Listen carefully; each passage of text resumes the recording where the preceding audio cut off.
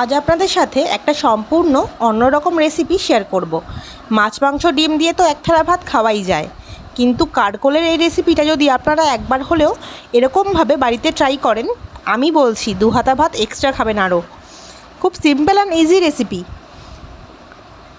কারকোলটাকে সেদ্ধ করে কারকোলের ভেতরের যে পুরটা আছে এটাকে বার করে যে পাকা দানাগুলো আছে, যে বাড়তি দানাগুলোকে একটু বেছে নিয়ে ফেলে দিতে হবে, নাহলে মুখে পড়লে খুব বাজে লাগে।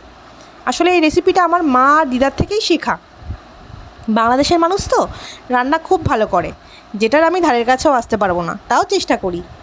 এই কারকোলগুলোকে ভেজে নিয়ে একটু এপিট ওপিট করে সেদ্ধ কারকোলগুলোকে তুলে নিতে হবে। আর ওই তেলেই পেঁয়াজটাকে ভেজে হলুদ নুন দিয়ে রসুন কুচি আর যে পুরটা বার করে রেখেছিলাম কারকোল থেকে, ওই পুরটা দিয়ে নাড়িয়ে নিয়ে ভালো করে এই মশলাটাকে অ্যাড করে দিতে হবে।